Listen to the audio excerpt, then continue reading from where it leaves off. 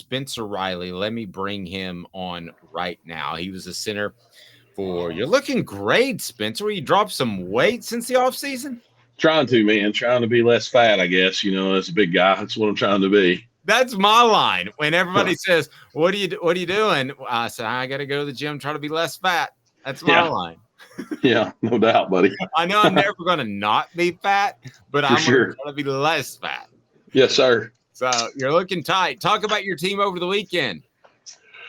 Oh, man, we had a good weekend at the high school, Jefferson County High School. We got a big win, a region win over Science Hill this weekend. So it was good, and took off Saturday to watch the Vols play and watch them put on a great display of football on Saturday. And then we got back to work yesterday. We just got off the practice field here this morning. So, hey, it's been a busy weekend.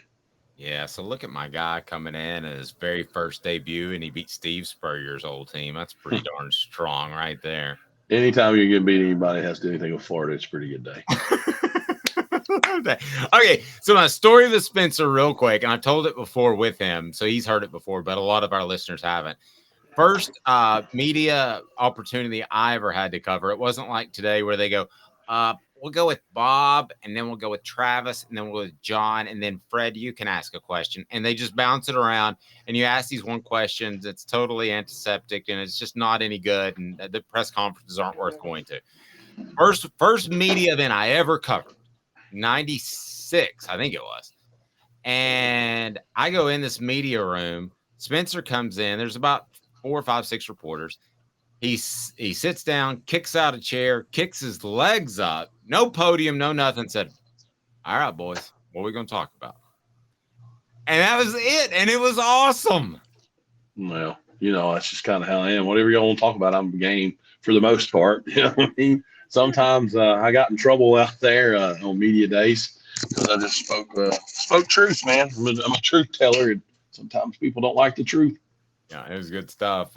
Spencer's appearance brought to you in part by our friends at City Heating and Air Conditioning. 50 years in East Tennessee. Integrity matters. Don't trust a fly-by-night HVAC company to tell you that you need a new unit that could cost you thousands more than you need to spend. So let's talk Vols. I think that everybody was really concerned about Cooper Mays, as good as he is.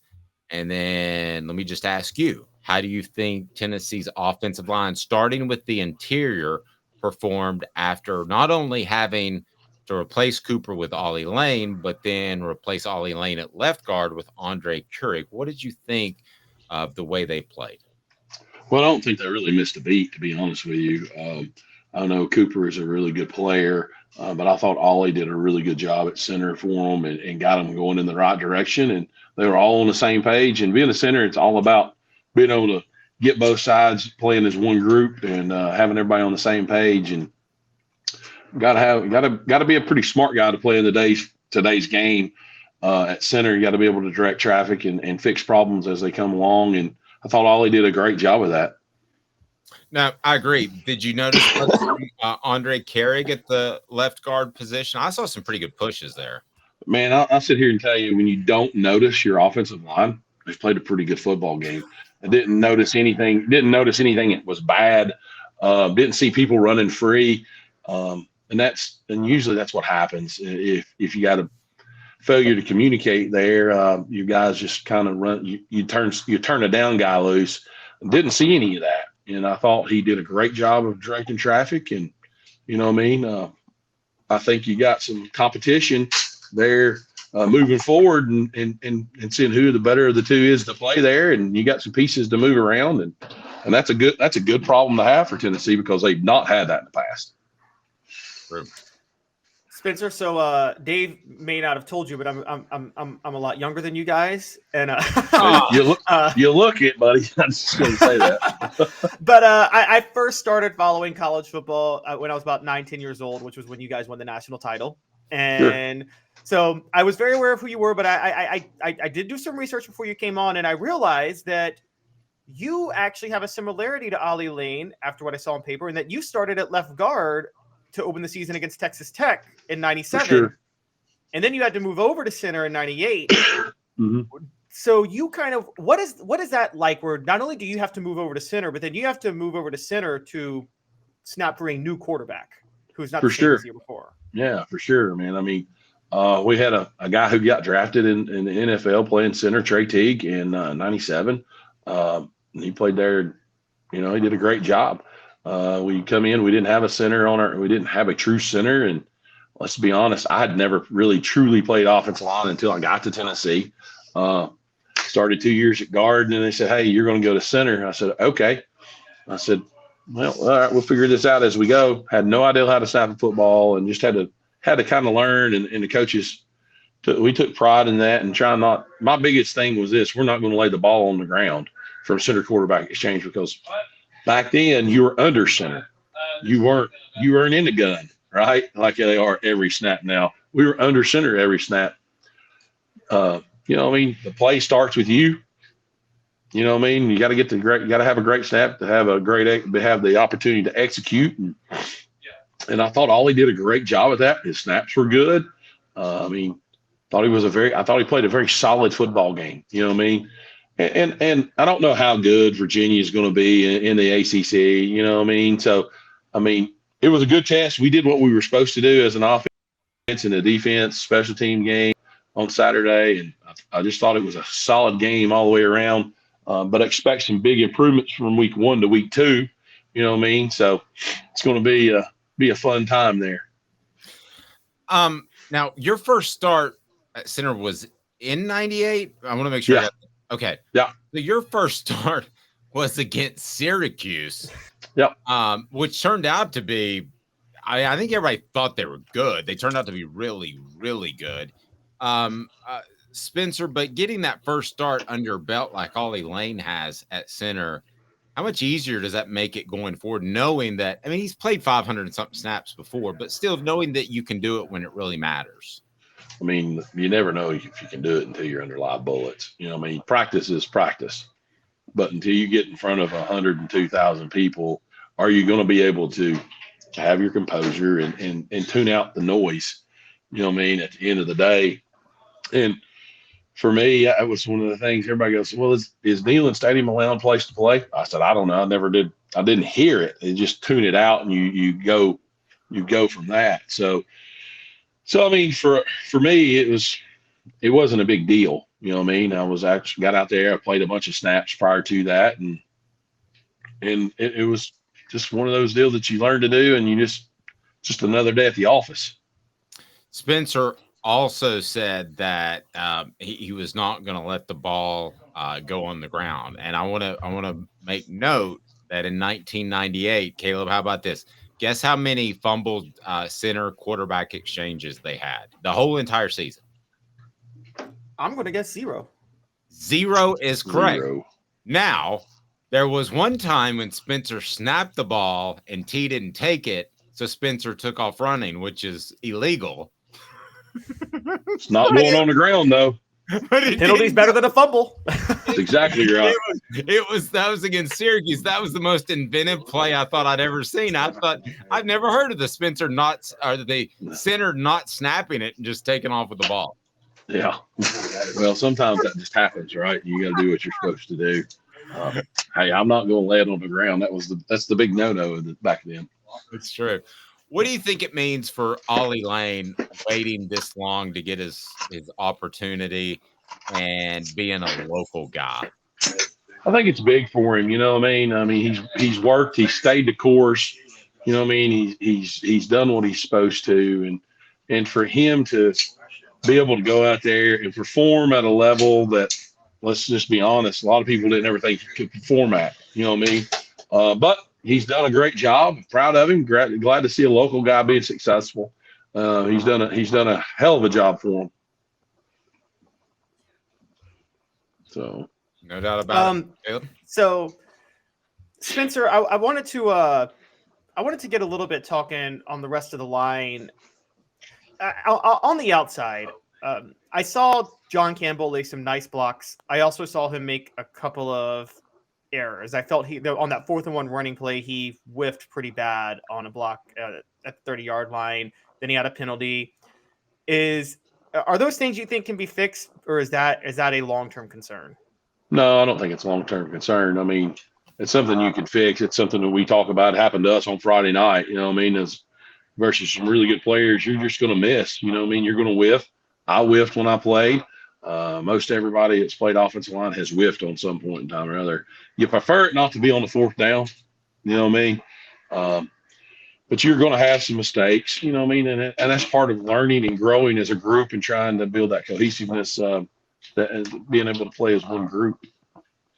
On the flip side, let's turn to the defense here for just a second, Spencer, because I'm watching the guys that are coming in, and it was Tyler Barron and James Pierce who had the most productive days statistically. But it just seemed like that Tennessee was bringing guys in waves that were fresh. How much more challenging is that for an offensive lineman? Well, I mean, it's definitely challenging when you're playing against a fresh guy day of snap in and snap out. It's definitely hard, you know, especially when we play with tempo. Tennessee plays with so much tempo offensively, it's hard to substitute guys, right? Virginia didn't do I mean, I'm trying to remember. I didn't think Virginia did a lot on offense, so they couldn't play a lot of tempo. When you're not being successful on first down, it's hard to play tempo because you really don't want to go 3 and out in 30 seconds. You really don't want to do that. Put your defense back on the field.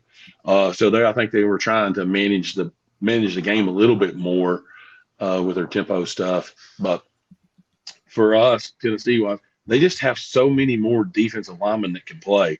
Rodney Garner and the defensive line staff has done a hell of a job getting those guys ready to play football.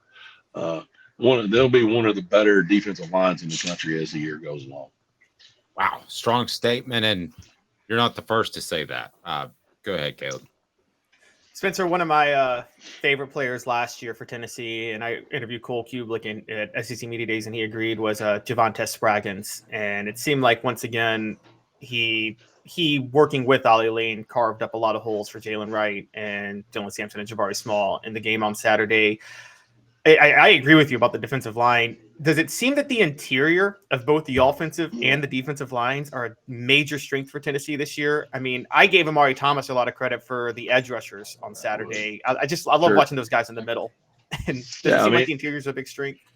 Yeah, I mean, I think that as a group, they all have a bit of, they all bring a bunch of stuff together. I don't think it's just one group that's better than the other, but the interior guys are they're big, they're strong, they're athletic. I mean, both sides of the ball, and just watching those guys compete, man, and get after it. And when you can compete and you be physical, man, being physical is 90% of the battle in the SEC. I mean, more than likely, the most physical team will win the football game, and that's something that I preach here. And hey, man, we're going to be tougher than everybody. We're going to be more physical than everybody, and we're going to run the football and try to demoralize you running the football. No doubt. And that's what Tennessee's doing, man, offensive line-wise. They're just demoralizing defensive lines right now because they're snapping it so fast, and they're on the ball, ready to go, and you don't have time to sub, man, because if you do, you're going to get caught with extra 12 men on the field. Spencer, tell me about your son, because there's about to be another SEC or perhaps another school, Big Ten, or we'll see, offensive lineman come out of the Riley household. Not this one. Not an offensive lineman. Oh, yeah, for my kid, my offensive lineman. Yeah, my kid, sorry, I was like, I ain't got no son. But I do. Nick Moore, he's doing a great job for us, man. I mean, he's a freaking player. Being a junior, he's learning. You know what I mean? He's going to be a great freaking player in the offense, defense line, whichever one the school decides to take him as. But at the end of the day, he's just a guy who's a physical football player. Yep, and I meet your player, and what I wanted to kind of turn that into is you know the culture at Tennessee, and when we talk about what they've been able to do in terms of recruiting, I'm just curious what you think of the culture over there now, since you've seen it from the inside as a prospects coach. Yeah, I mean, can y'all still hear me? I hit my earbuds, so I don't know. I mean, I think they've done a great job with their culture. You know what I mean? The kids love playing for those guys, and that's the way it was when I was there. If your kids love playing for you, they'll do anything in the world for you. And that's what's fun to see is they have an investment in the kid. You know what I mean? With today's NIL stuff and all that, it's a lot of people think it's about money. But if you build a relationship with a kid, the kid will do more for you as a person than he ever will, I think, for money. I agree.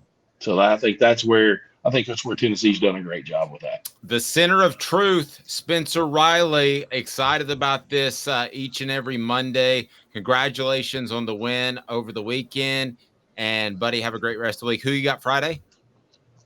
We got DB in another big region battle. So we're got to be, if we want to know at the end of the week, we'll be in control of our own destiny for sure. Nice. We'll talk to you after the big win. Thank you, Spencer. Thanks, guys. Appreciate you having me. See you next week. Riley's fantastic. He is so good, and we're so excited to have him on.